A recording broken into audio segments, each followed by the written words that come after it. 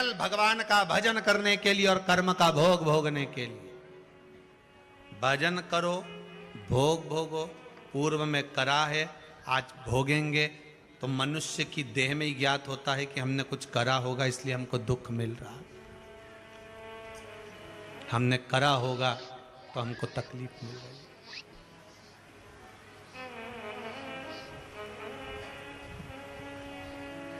हमने करा होगा तो हमको मिल रहा,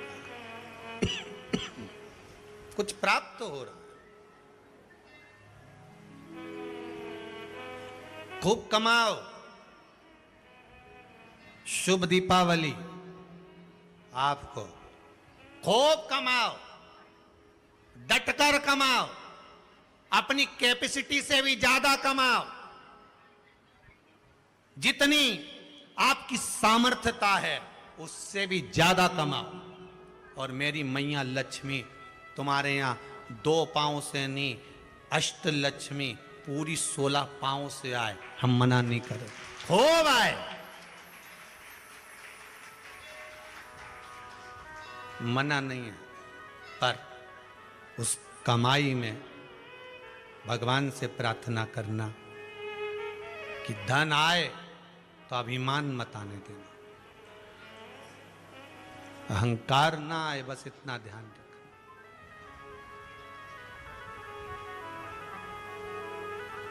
लाल चंदन का जो जल होता है, ये व्यक्ति के जीवन में जो धन कहीं रुक गया, अटक गया, नहीं दे रहा, बेलपत्री के वृक्ष के नीचे, जड़ के नीचे सिंचन करने से वो प्राप्त होता है।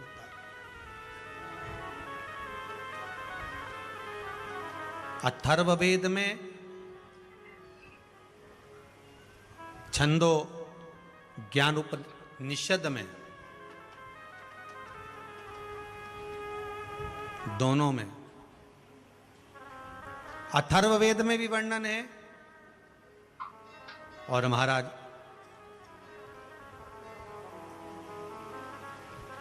वर्णन किया गया कि पीपल के वृक्ष की जो जड़ होती है,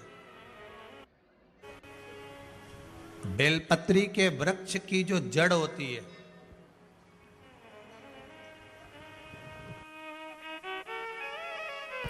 और आंवले के वृक्ष की जो जड़ होती है, इसके नीचे स्वर्ग का निवास होता है।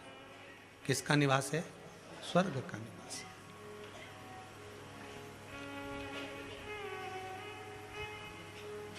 अथर्ववेद में भी कहा और छंदो ज्ञोपनिषद में भी वर्णन करा।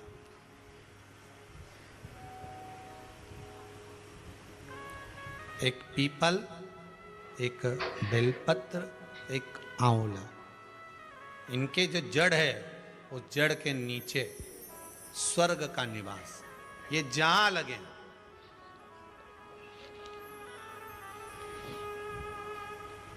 बस एक बात का ध्यान रखिए उसके लिए,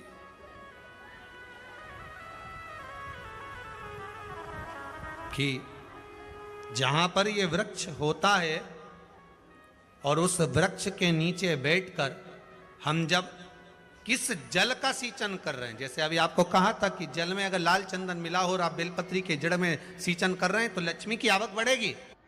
ना अटक गया, नहीं आ रहा, आएगा।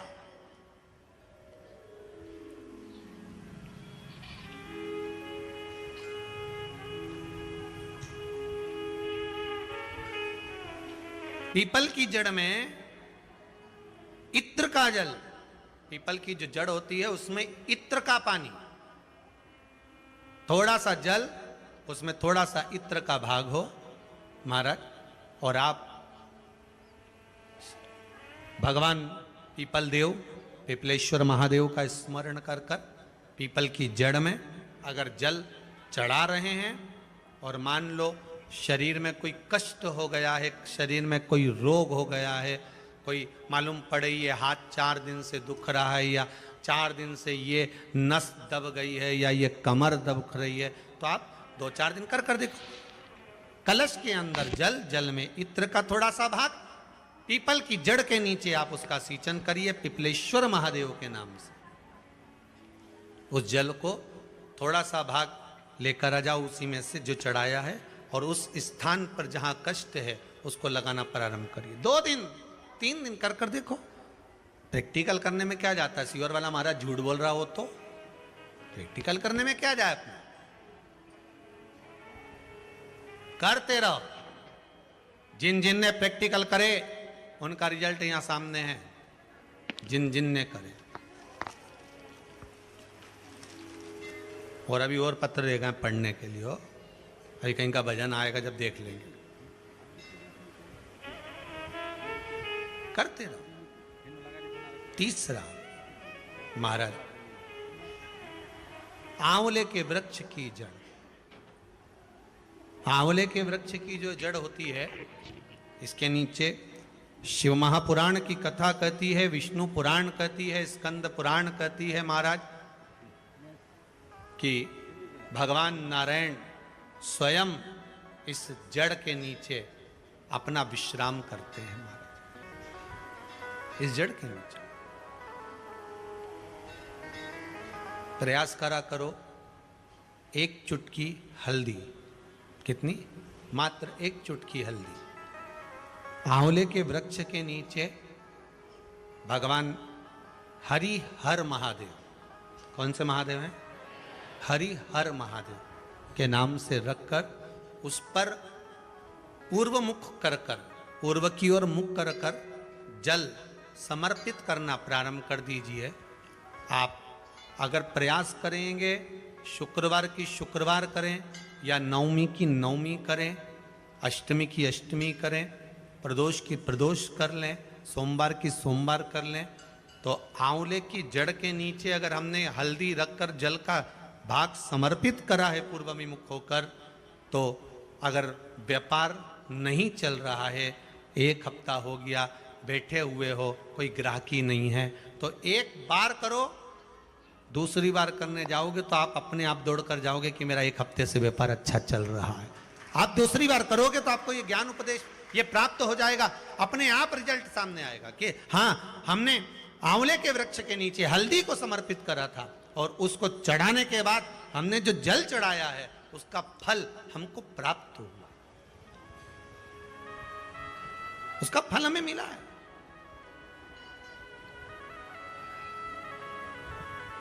उसका फल हमें मिलेगा।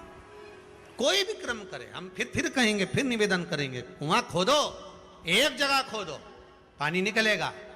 कभी यहां भटक गए, कभी वहां भटक गए, थोड़े दिन यहां आ गए, थोड़े दिन कहीं दूसरी जगह चले गए, फिर तीसरी जगह चले गए, चौथी जगह चले गए, भटक रहे हैं। अब बाबा से विनती करना, अब नहीं भटकूंगी चाहे कुछ भी हो जाए।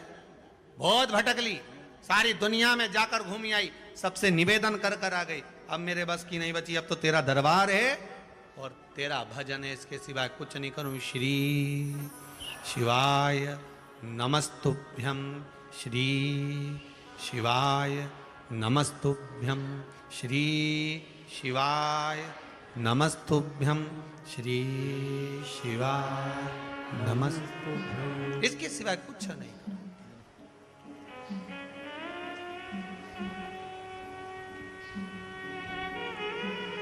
हमारा भजन मूल हो जाए। एक विदल और उत्पल 2 असुर हुए। पार्वती मैया ने जो भजन करा था, स्मरण करा था, शिव मिले थे, उनकी भक्ति दृढ़ थी। विदल और उत्पल ने एक बार माता पार्वती जी को देखकर बड़े आनंद के साथ उनकी ओर लोभित हो गए, उनकी ओर आसक्त हो गए।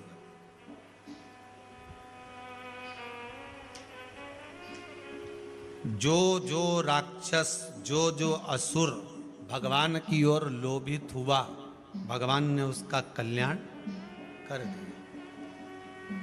दुनिया के लोग संसार को देखकर लोभित होते हैं, ये कितनी सुंदर है, वो कितना सुंदर है, वो ऐसा है, वो वैसा है। हम काया देख रहे हैं, केवल शरीर देखा।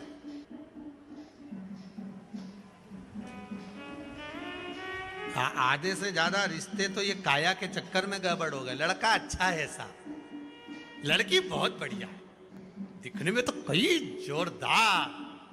अब पहले का समय, आज का समय, पहले के जमाने में सूरत नहीं देखते थे, चरण देखते थे। आज के जमाने में चरण नहीं देखते, सूरत देखते। फिर वही वाली बात आ गई, किस कलर के कपड़े पहनूं कि भगवान मुझे मिल जाए। शिव महापुराण की कथा कहती है, कपड़ा बदलने से परमात्मा नहीं मिलता, कलेजा बदलने से भगवान तुम्हारे सामने आकर खड़ा हो जाता है। कलेजा बदलना, कपड़ा बदलते बदलते तो जिंदगी निकल जाएगी, भगवान नहीं मिलेगा। पूरी जिंदगी निकल गई। क्या हुआ कपड़ा बदलने से? वो रावण ने बदला था, क्या हुआ कपड़ा बदलने से भगवान?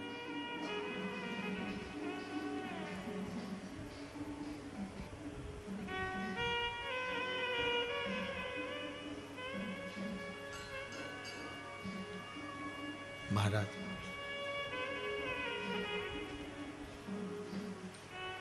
तुम काशी जी में रहिए और भोले जी को भजिए, और मुझे भोले जी को नाम बड़ा प्यारो लागे। आप जिस स्थान पर, जिस जगह पर, जिस भूमि पर, जिस क्षेत्र में जहां निवास करो, भगवान की अविरल भक्ति में डूबे। विदल और उत्पल भगवान की मां जगतजननी जगदम्बा को देखकर, माता पार्वती को देखकर आसक्त हो गए, आसक्त हो गए। हमें शरीर देखकर आसक्ति नहीं प्राप्त करनी।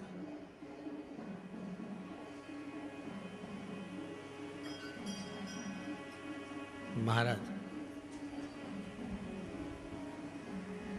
बड़ी ये सब काया जो है ना, ये तो परमात्मा की दी हुई है। कपड़ा पहनाना उसका काम है, कितनी जोरदार जोरदार कपड़ा पहना के भेजा, ये उसके हाथ में। अब ये कपड़े की दुकान वाला जानता है कि कौन सा कपड़ा पानी में डालते से ही छोटा पड़ जाए। बोले सही है कि गलत है? मां से नाप के लाई थी तो 3 हाथ का ही था, पर पानी में डाला छोटा पड़ गया। ये कपड़ा ही ऐसा है। भगवान भी कहता है ये कपड़ा, सत्संग में जाके मालूम पड़ता है कि कपड़ा कैसा है। नहीं तो कई कई का कपड़ा तो बस पानी में डाला सुकड़ी गया, कहीं कहीं का कपड़ा तो पानी में डालते से कलर छूट जाए। ऐसा संसार में भगवान पैदा करा मनुष्य को। ये नर की जो कपड़ा पहनाया है, मनुष्य की जो देह, ये कपड़ा इस आत्मा पर पहनाया है। और भगवान देखता है, इस सत्संग रूपी जल में डुबो कर देखता है कि कपड़ा छोटा पड़ रहा है कि कलर निकल रहा है। छोटा पड़ना और कलर निकलना ये 2 अलग अलग बात है। कपड़ा छोटा पड़े मतलब समझ लो कथा में बैठते से नींद आ जाए, मतलब कपड़ा छोटा पड़ गया। और कलर निकल गया मतलब कथा में बैठने के बाद भी ये जीवड़ा नहीं लगे, मन नहीं लगे, तो समझ लो कपड़े का कलर निकल रहा, मन नहीं लग रहा। सब तो बैठे रे।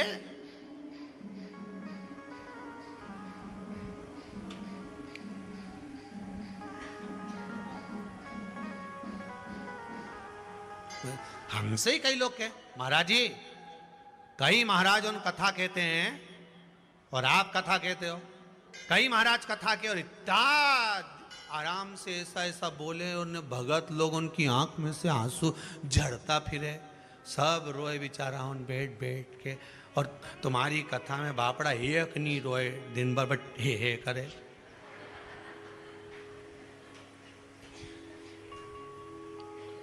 और तुम भी व्यासपीठ पे बैठ के बस हंसता रहो, ठिठोली करता रहो। तुम्हारी भी